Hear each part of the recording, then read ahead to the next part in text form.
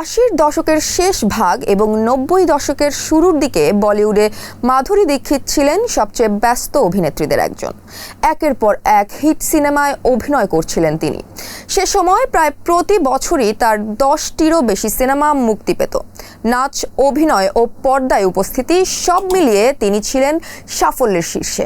ঠিক সেই সময়ই ক্যারিয়ার নিয়ে এক বড় সিদ্ধান্ত নেন মাধুরী। তারকা খ্যাতিকে পিছনে ফেলে ব্যক্তি জীবনকে অগ্রাধিকার দেন তিনি।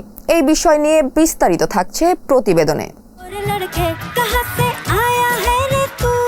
1999 সালে হৃদরোগ বিশেষজ্ঞ ডাক্তার শ্রীরাম নেনেকে বিয়ে করেন মাধুরী দীক্ষিত। বিয়ের পরই তিনি যুক্তরাষ্ট্রে চলে যান, বলিউডের জমজমার জীবন ছেড়ে দেন। অনেকের কাছে সিদ্ধান্তটি ছিল বিস্ময়কর, তবে মাধুরীর কাছে তা ছিল স্বাভাবিক। সম্প্রতি মিড ডেকে দেওয়া এক সাক্ষাৎকারে সে সময় কথা মুখ খুলে বলেছেন অভিনেত্রী। তিনি জানান, ক্যারিয়ারে সাফল্যের চেয়ে পরিবার গড়া ছিল তার আজীবনের স্বপ্ন।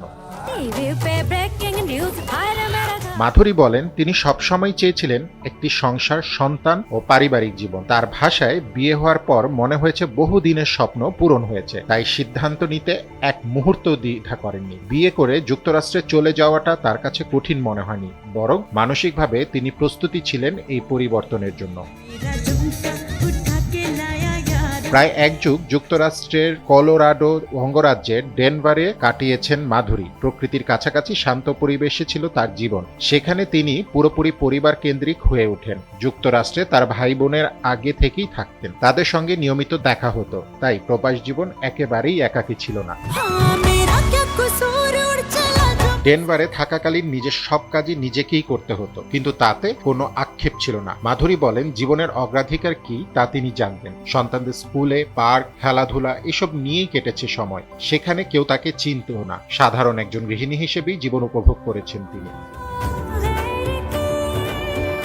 5 বছর অভিনয় থেকে দূরে থাকার পর 2007 সালে আজা নাচলে সিনেমার মাধ্যমে বড় পর্দায় ফেরেন তিনি। সিনেমাটি ব্যবসায়িকভাবে সাফল্য না পেলেও তার অভিনয় প্রশংসিত হয়। এরপর আবার বিরতি নেন তিনি। 2013 সালে বোম্বে টকিজ এবং ইয়ে জওয়ানি হ্যায় দিওয়ানি সিনেমায় গানে পারফর্ম করে নতুন করে আলোচনায় আসেন। পরবর্তী সময়েও মাধুরী নিয়মিত সিনেমা না করলেও রিয়েলিটি শোতে বিচারক হয়েছেন, ওয়েব কন্টেন্টেও কাজ করেছেন। সম্প্রতি জিও হটস্টারের সিরিজে মিসেস দেশপান্ডে দিয়ে আবারও আলোচনায় তিনি। সিরিজে তিনি এক সিরিয়াল কিলারের চরিত্রে অভিনয় করেছেন। মাধুরী সবসময় বলেছেন, বাড়িতে ঢোকার সঙ্গে সঙ্গেই তিনি আর তারকা নন, সেখানে তিনি শুধু একজনের স্ত্রী ও একজনের মা। ফুয়াদ রোহানী খান, NTV।